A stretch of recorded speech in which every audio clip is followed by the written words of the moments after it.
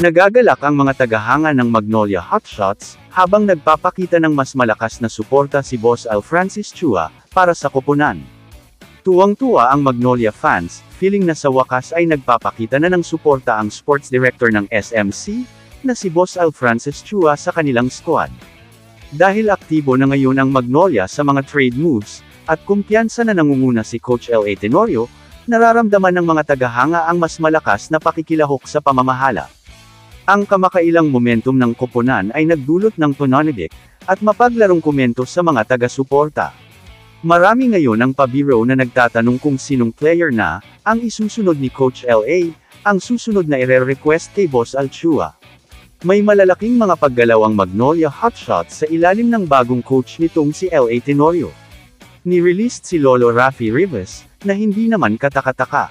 Bukod sa iniisyu sa kanya na baka raw si LA pa ang turuan niya, kung ito ang magiging bagong coach nila. Pagkway pinitas ni Coach LA sa free agency market si Paulo Toha. Then I trinade si Jerick Ahanisi, upon his request daw, kapalit ni Javi Gomez de Leaño. Kalaunan, ay nakuha nila si Coon, kapalit ni Aris Dionisio. Hinugot ni Al Francis Chua mula sa roster ng Ginebra si LA, at inilagay na coach ng Magnolia Hotshots kapalit ni Coach Chito Victalero. Kayang burahin ni Tenorio ang tag na intro voice, na nakakapit sa pangalan ng koponan.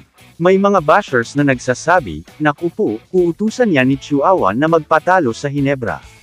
Utak talangka ang mga nagsasabi ng ganito.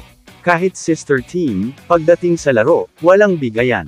Each team in the PBA does their best to win every game, kahit sino pa ang kalaban. Sa opinyon natin, malaking pabor sa Magnolia ang pagdating ni L.A. Tenorio bilang coach, dahil sa salita nga ni Mark Barroca, winning culture ang dadalhin ng former Ginebra team captain, sa koponan ng Magnolia Hotshots. It will take time, sabi ni Al Francis Chua, bago tayo makakita ng resulta. Bago pa lang si L.A., wait natin. But in the long run, surely it will bring good result. Hinog na raw si LA para maging head coach, dugtong pa ng SMC Sports Director. One proof is when the Gilas Youth under LA captured ng gold medal in Cebu Under-16 competition, na ginanap dito sa bansa. Kamusta mga idol? Sports Zone PH para sa sports news.